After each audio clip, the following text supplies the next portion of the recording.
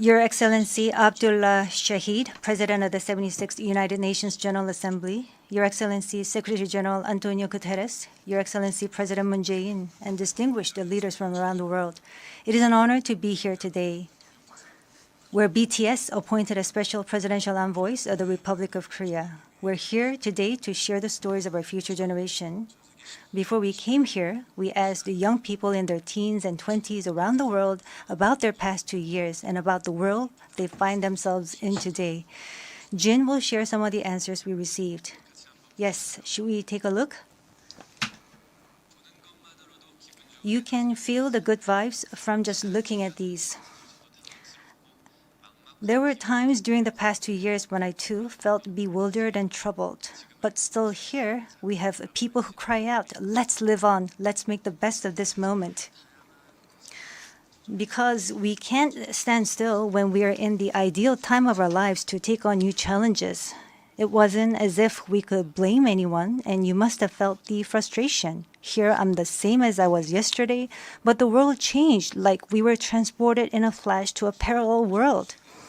I was saddened to hear that entrance and graduation ceremonies had to be canceled. These are moments in life you want to celebrate, and missing out on them must have been upsetting.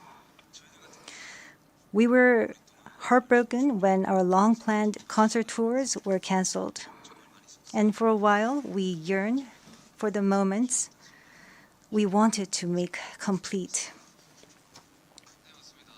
Yes, it was a time for us to mourn for the things that COVID took away from us. A time to discover how precious each and every moment we'd taken for granted were.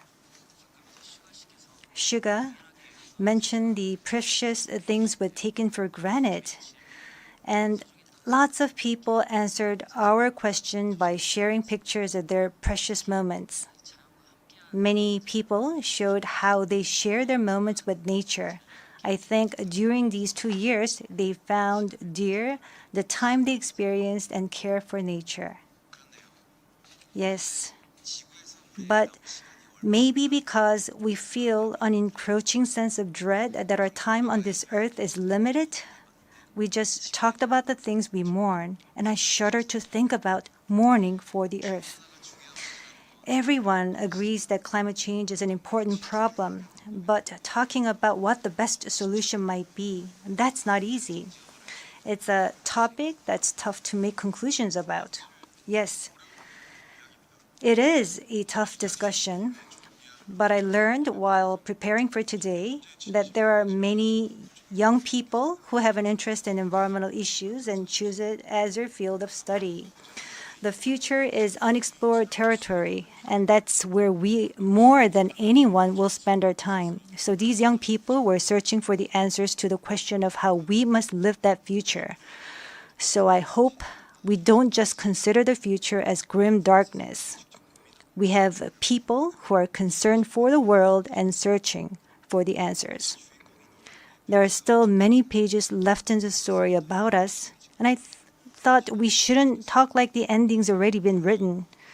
Of course, sometimes the world seems stuck in place even if you're ready to go. Sometimes it feels like you've lost your way. There was a time when we felt the same way. I've heard that people in their teens and 20s today are being referred to as COVID's lost generation.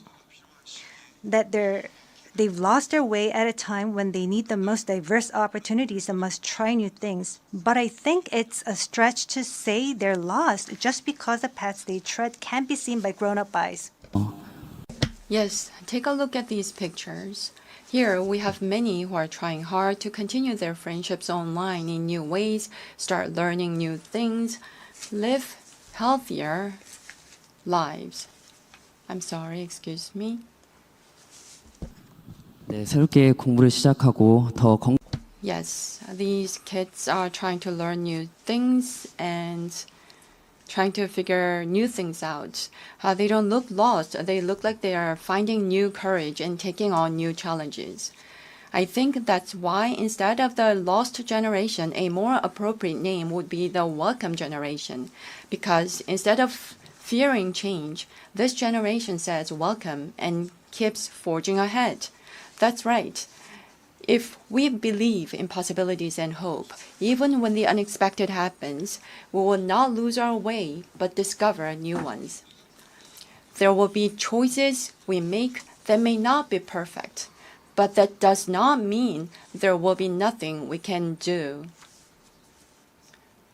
That's what I think. What is important are the choices we make when we're faced with change, right? Some of you heard the news that we're coming to the UN, and a lot of you were wondering whether we have been vaccinated. And I'll take this opportunity to say yes. All 7 of us, of course, we received vaccinations. The vaccination was a sort of ticket to meeting our fans waiting for us and to being able to stand here before you today. Just like we said in our message today, we too are doing the things that we're able to do right now. Like the vaccinations, efforts are continuously underway to keep this new reality going forward. And I think the day we can meet again face to face is not far away. Until then, I hope we can fill each of our days to the brim with positive energy. We thought the world had stopped, but it continues to move forward. I believe that every choice we make is the beginning of change, not the end.